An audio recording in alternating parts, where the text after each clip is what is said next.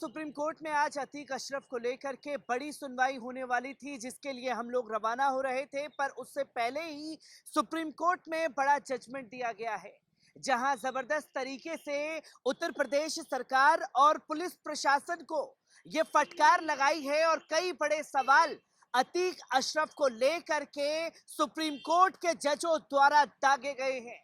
जहां सबसे पहले यह पूछा गया है खुद उत्तर प्रदेश पुलिस से कि आखिरकार जब इतने बड़े अपराधी थे तो उनके लिए एम्बुलेंस अंदर तक क्यों नहीं गई।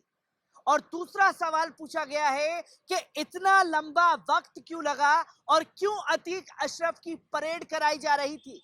आपको बता दें कि पुलिस अभिरक्षा में अतीक अशरफ की हत्या पर सुप्रीम कोर्ट ने उत्तर प्रदेश सरकार से जवाब मांगा है और साफ तौर पर कहा है कि सुप्रीम कोर्ट में आज सुनवाई हुई है। जस्टिस रविंद्र भट्ट और जस्टिस दीपांकर दत्ता की बेंच सुप्रीम कोर्ट ने सरकार से स्टेटस रिपोर्ट मांगा है कि आखिरकार हमें पूरा आपका ब्यौरा चाहिए कि अतीक अशरफ मामले पर इतनी बड़ी लापरवाही कहां से हुई, जहां 150 पुलिस अधिकारी वहां मौजूद थे और उस दौरान 3 लोग आते हैं और अतीक अशरफ की हत्या करके चले जाते हैं। तो वहीं सुप्रीम कोर्ट में 3 हफ्ते के बाद इसकी सुनवाई होगी, पर सुप्रीम कोर्ट ने सरकार से उठाए कदमों की जानकारी मांगी है। यूपी सरकार से स्टेटस रिपोर्ट और हलफनामा भी मांगा गया है। आपको बता दें कि सुप्रीम कोर्ट ने सरकार से कहा है, जहां जस्टिस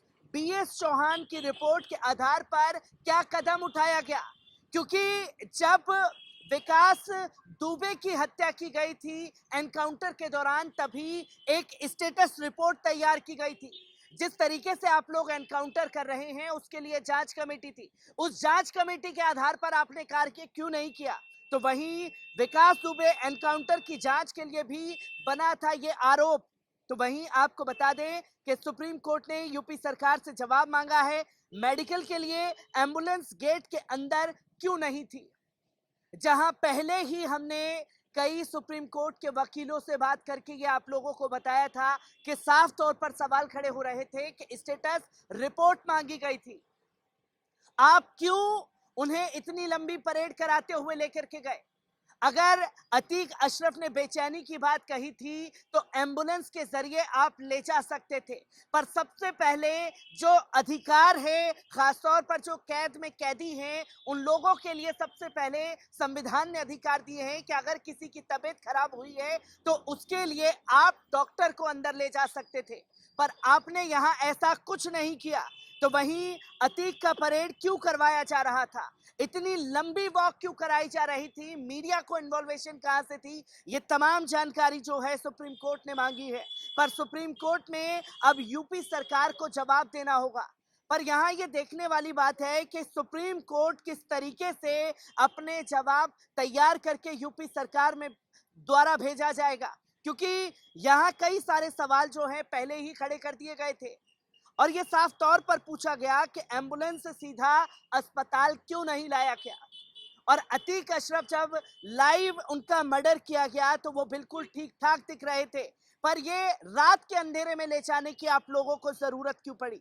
आपको बता दें कि ये पूरा स्टेटस जो है सुप्रीम कोर्ट ने यूपी सरकार से अतीक और अशरफ की हत्या मामले पर एक स्टेटस रिपोर्ट मांगी है, जिस पर हलफनामा मांगा गया है। यूपी सरकार से यह भी पूछा गया है कि विकास दुबे एनकाउंटर के बाद पुलिस कामकाज को लेकर जस्टिस बीएस चौहान की रिपोर्ट पर क्या कार्रवाई की गई है।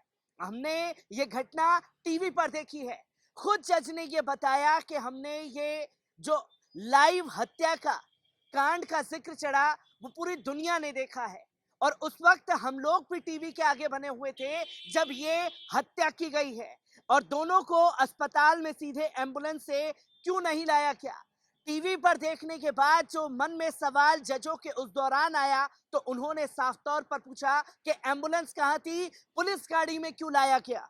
इसी के साथ साथ और एम्बुलेंस अंदर गेट तक क्यों नहीं गई और दूसरा उनकी परेड क्यों कराई जा रही थी। सुप्रीम कोर्ट ने मामले में 3 हफ्ते में सुनवाई को करने के लिए जस्टिस एस रविंद्र भट्ट और जस्टिस दीपांकर दत्ता की बेंच से सुनवाई कर जवाब मांगा है उत्तर प्रदेश सरकार की ओर से मुकुल रोहतगी ने कोर्ट में अपना पक्ष रखा। रोहतगी ने कहा, हमने जांच के लिए दो दो पूर्व चीफ जस्टिस का आयोग बनाया है। इस मामले में यूपी सरकार ने तेजी से काम किया है।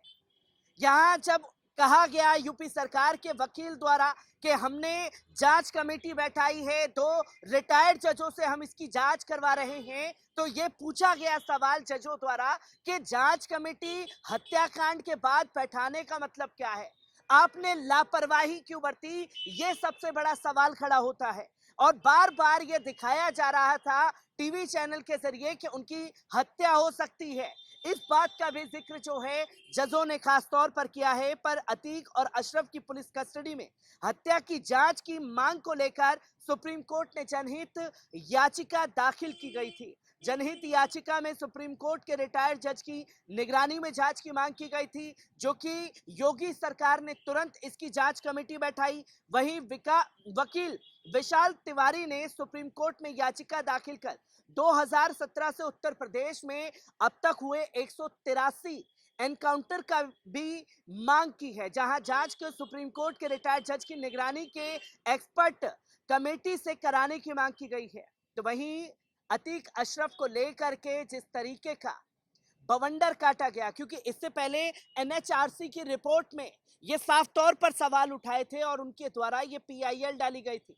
और इसी के साथ साथ पीआईएल जो है कई अतीक अशरफ हत्याकांड पर डाली गई, जहां सबसे पहले अपील डाली गई retired IPS officer Amitabh Thakur द्वारा और कई वकीलों द्वारा ये पीआईएल डाली गई। और अभी कुछ ही दिन पहले ये बड़ा खुलासा खासतौर पर अतीक अशरफ के वकील विजय मिश्रा द्वारा किया गया कि जिस तरीके की रिपोर्टें लगातार चल रही थी उसे संदेह था।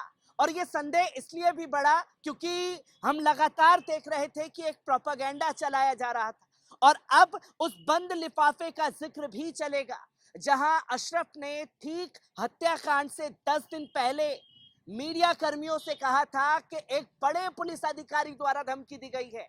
वो बड़े पुलिस अधिकारी कौन है, किस तरीके से जांच कमेटी बैठाई जाएगी और कैसे तमाम मांगे पूरी होंगी सुप्रीम कोर्ट की निगरानी को देख करके, ये कई सवाल जो हैं लोगों के जहन में ताजा हैं। और इसी दौरान हम लोगों ने ये सबसे पहले सवाल उठाया था कि आपके द्वारा जो ये कार्य किया गया है वो संदेह के घेरे में है। जहां ये सवाल पूछा जा रहा था हर जनमानस द्वारा कि रात के अंधेरे में क्यों अतीक अशरफ को ले जाया गया, जो कि सुप्रीम कोर्ट ने आज साफ तौर पर पूछा। और दूसरा सवाल ये दागा कि एम्बुलेंस अंदर तक क्यों नहीं गई और इतनी लंबी परेड जो है उन्हें चला करके क्यों ले जाया जा रहा था।